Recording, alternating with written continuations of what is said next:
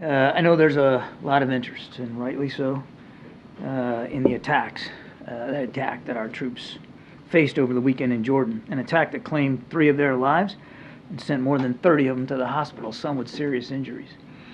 So I just want to make a few points right at the top. First, the President and the First Lady, as well as everyone in the administration, send their condolences to the family of those who were killed. No Blue Star family ever wants to become a Gold Star family. And sadly, there are now 3 more families on that roster. It's hard to imagine the grief that they're feeling right now and that they will feel for the rest of their lives. We want them to know that we'll make sure that they get all the support that they need and that we mourn with them. We also wish a complete recovery for all those wounded in this attack. They are receiving and will continue to receive the very best medical care that the military can provide them. Second, these troops were conducting a vital mission in the region aimed at helping us work with partners to counter ISIS.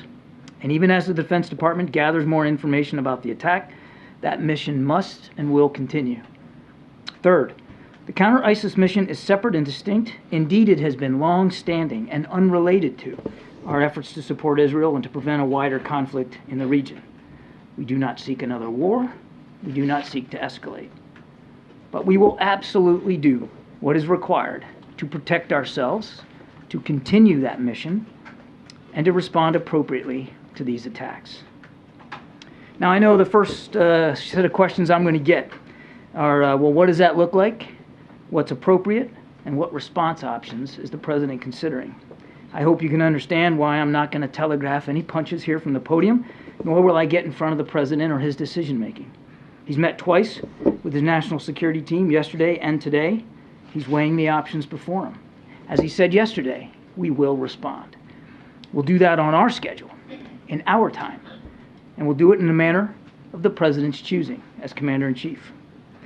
We'll also do it fully cognizant of the fact that these groups, backed by Tehran, have just taken the lives of American troops. And I think I'll leave it there.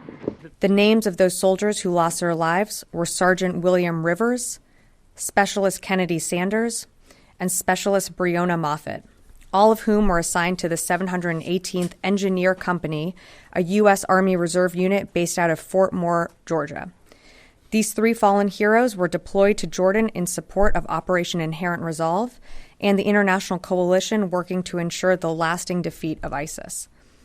These brave Americans and their families are in our prayers, and the entire Department of Defense mourns their loss. We also pray for the speedy recovery of those who are injured. 8 personnel who received injuries required medical evacuation from Jordan to the Baghdad Diplomatic Support Center. 3 of those patients are scheduled for imminent transport to Landstuhl Regional Medical Center for follow-on care. The other 5 have been assessed for mild TBIs and are expected to return to duty. We are still assessing what happened and how a one-way attack drone was able to impact the facility. U.S. Central Command continues to investigate this attack, and for operation security and force protection reasons, we're not going to discuss further specifics or measures we're taking to prevent such actions or future attacks. But we do know that Iran-backed militias are responsible for continued attacks on U.S. forces in the region. And as the President and the Secretary have stated, we will not tolerate continued attacks on American forces, and we will take all necessary actions to defend U.S. military men and women forward deployed. And we will do so at a time and place of our choosing.